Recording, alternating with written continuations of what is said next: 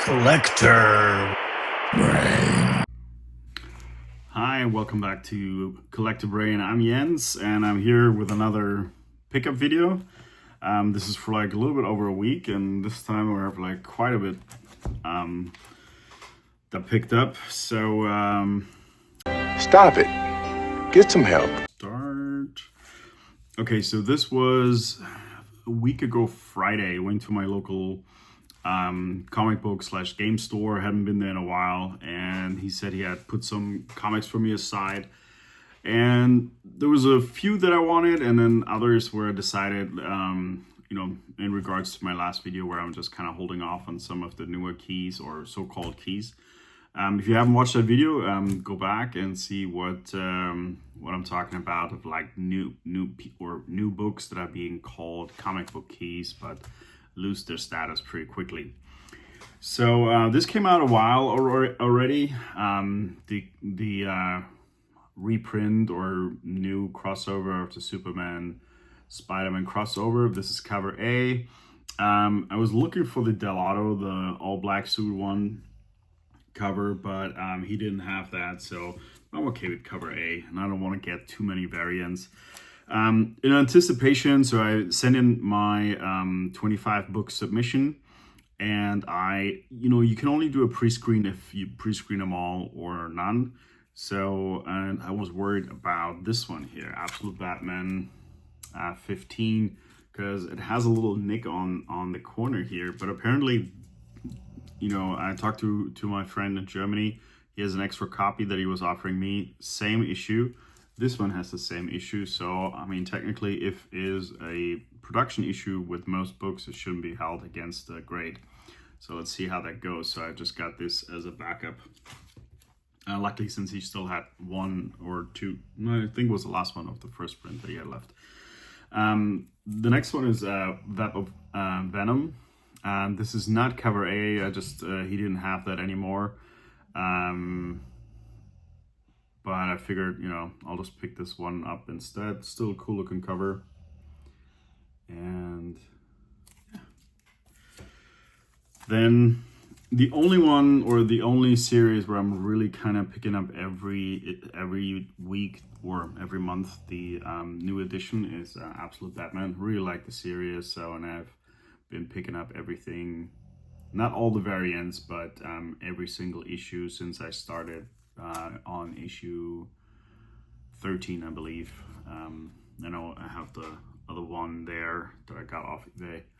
But yeah, so number 19. And I couldn't help myself. I got one variant here that looked really cool. It's kind of like an homage to the Hulk 340, I would say. I think we might have a problem here. Very similar here with Scarecrow on it. I thought it was a really cool looking cover. So last week Saturday, met up with my friend Super Otaku. Leave his link down below. We did have a little live chat or live stream after each of those days to kind of show what we picked up. And he told me that he gave me some comics that he had extras off. So Darker Image number 1. So a nice thing here is that's a newsstand copy. So really nice. So he said, we looked at it once before, and he's like, "Oh, don't worry about it. I have extras." And same with the next one. This is one. He's a big Superman collector, and this is one of the main Superman covers that I've been looking for. The Jim Lee cover. I really like this, and we found it last week, and he was like, "You know what? I have this." So or 2 weeks ago, he's like, "Don't pick it up. I have an extra copy. You can have it." So thanks again. Thanks so much. There's actually a Batman for those. I mean, most people know, but also there's a Jim Lee Batman where he's actually standing the opposites one, but that one is quite expensive. But yeah, I'll be on the hunt for that one. I thought it would look cool on the shelf, like both graded next to each other. I think it was really cool. So last Saturday was Superman Day, and one of the stores that we went to. So if you purchase something, you get a comic. So the one that I wanted was kind of it already had some spine issues and like a little bit of a rub from a dirty staple or something like that. So I picked this one instead. this should follow the upcoming movie. And so at that store, or that Saturday, the only thing I picked up were 5 comics. Each of them were $3, and they're all from the same series. So Spawn number 12. The reason why I wanted these is like he had a huge selection of newsstand copies. All the other ones were a lot more than I picked up, but all the other ones had a lot of issues. So I just picked these. Usually don't get to see that many in one spot, so it must have been one collection that they traded in at that store, and that was at Subspace Comics in Linwood. So yeah, this one really nice, and I made sure, or hoping that all these at the first glance they look great, so I'm going to be putting that in a 9A pre-screen, hopefully.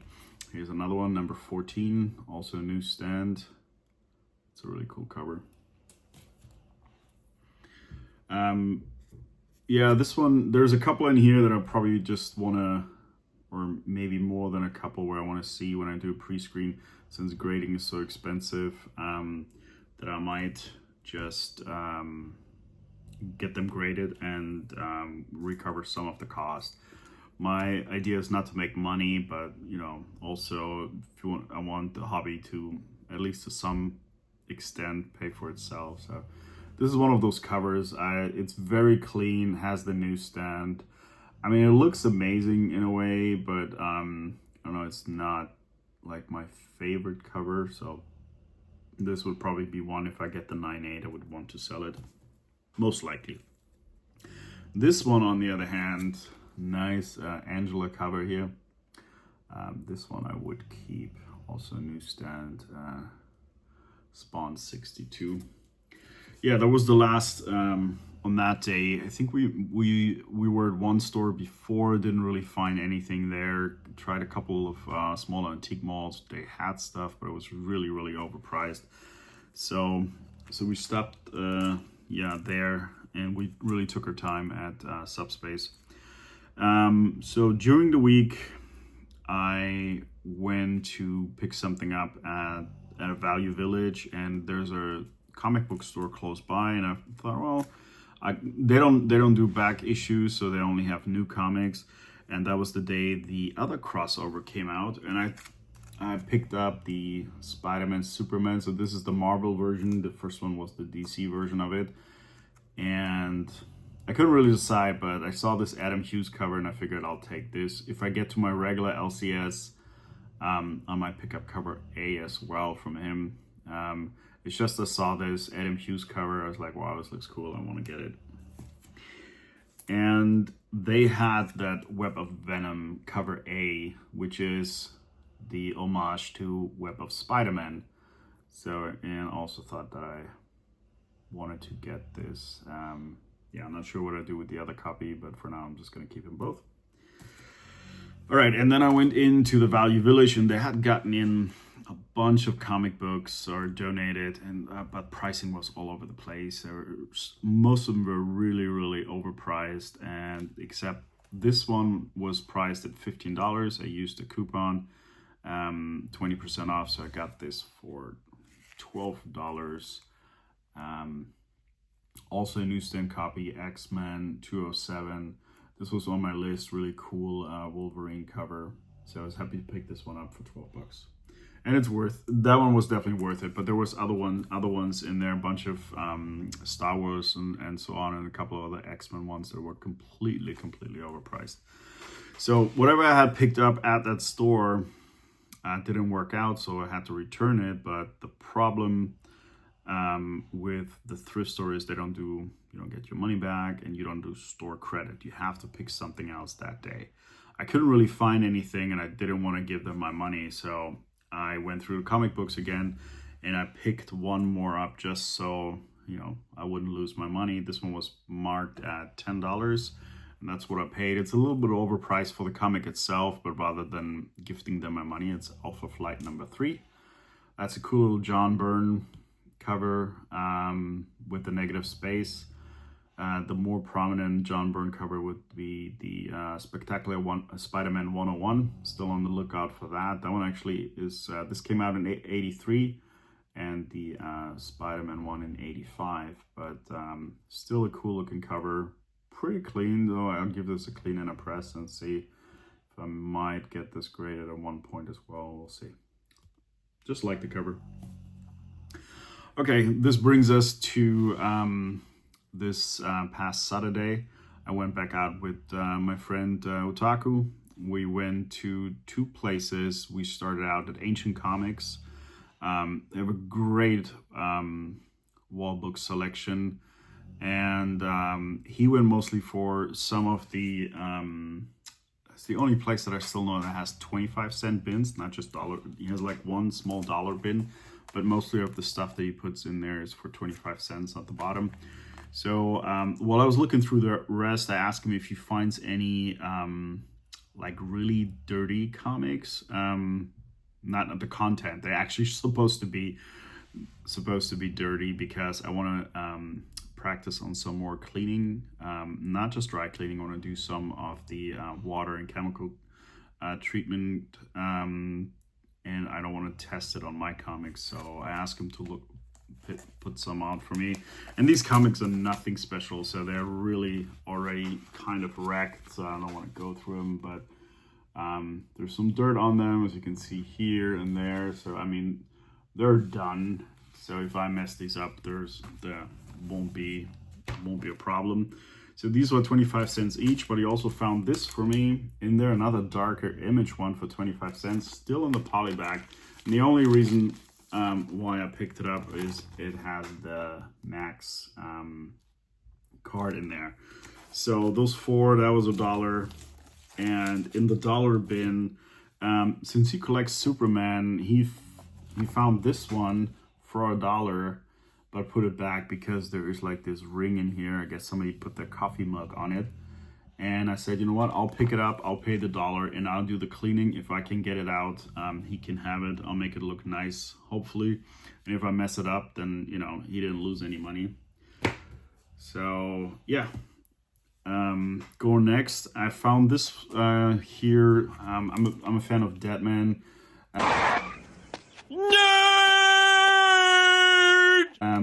In the store, I checked it several times and it looked kind of clean, but the minute I looked, put it under the light right here, I could see some spine ticks.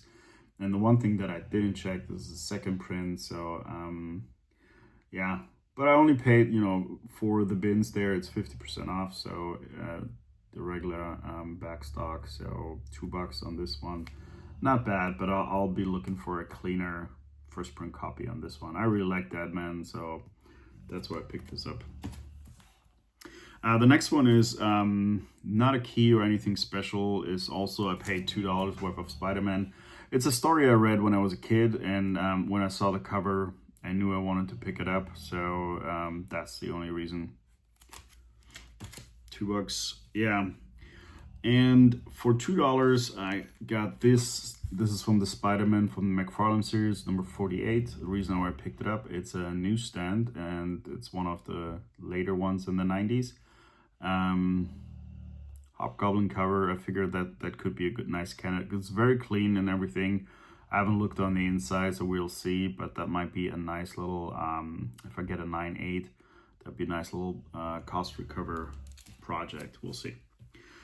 This one I had before. I sent a copy that had a few spine ticks to my buddy in Germany, and I wanted to pick it up again. This one looks a little bit better. Got it for marked at 8, so 50% off. Got it for $4. Just a really cool looking Wolverine cover. I'm starting to get a lot of the Marvel Comics presents, so nice cover there. And from this store, actually no, this is the second to last. This is one that the thrift store had for $50, and it was really not worth it. And I found this one here. This is Uncanny X-Men number 221, first appearance of Mr. Sinister, newsstand. So 50% off on this one. I got this for $5. At first, you know, I just say like, okay, why is it so cheap? Because this is like a $70 comic. but it doesn't need to print, and it has some staining on the inside, so that's the reason why. But I still think for $5 with a nice little press or something like that, I couldn't leave it behind. And the last item, this one was not, this was in the boxes that said price is marked, so I paid $8 for this. This is Spawn number 95. It's a key issue, and it is definitely worth more than $8 as well. But it's in amazing condition, so I'm hoping that I can get a 9.8 on this one as well. He had another whole wall of Spawn comics that he got traded in. He said like the highly thought after stuff was already gone, but there were still a lot of other ones, but they were pretty pricey, so I thought $8 was okay. So that brought us to the last stop that we had for the weekend, and I'd never been there, but Otaku said that's a really nice store. It's in Renton. It's called All American Comics. It's a smaller space, but man, they have a lot of stuff put in there. Some of the items seem priced a little bit higher at first, but you know, the owner's a really good guy. He will definitely work a deal. So at first I picked out 3 I paid for those, and then I have one more item that I was looking at. We're kind of talking about the price, so but I'll get to that. So first thing I found, this is another Spider-Man from the McFarlane series. It's number 44, also newsstand. Actually picked it up for the same reason, but the more I looked at it, I really like that cover. It's a really nice Spider-Man cover. So same reason, want to get it in a 9.8 graded, but this might actually be one that I keep. So, and then I found this one here, first appearance of Azrael, Sword of Azrael. I think it's the first appearance, at least it's the first comic, number 1, with him on the title, and yeah, I think it's the first appearance. Anyways, if I'm wrong, correct me in the notes, in the comments. So yeah, this was also $5. The Spider-Man was $5, and this one was the next thing here was the first one that I found. This is something that I looked up on eBay and did not pull the trigger, and I'm kind of glad I didn't. I'll show it to you. Supergirl Rebirth variant, signed by Adam Hughes. So he had a big box there with signed comics. I love to find those. And he said, you know what, he had so many, he's running out of space. He's gonna do the signed copies for half off. So this was marked at $25. So $12.50, which is an absolute steal with the signature from Adam Hughes. So this was $22.50 on those, and I ended up paying just $20. So he definitely cuts a good deal for, you know, if you talk to him. He's a really good guy. So that gets me to the last comic that I picked up that day. So this is another signed comic. He was not in the same box. It was on the wall. And I asked him if he would also do 50% on that. And he said, well, that's a little bit of a better one. He wouldn't do 50%, but we can you know, talk about it. He threw out a number. It was marked at $60. And I was kind of like, nah, maybe I'll think about it. So, and when I paid for those, and he's like, you really don't want the other one? And he threw out another offer. So he offered it to me for $35, and I couldn't leave it behind. So this is Teenage Mutant Ninja Turtles from 2024, signed by Kevin Eastman.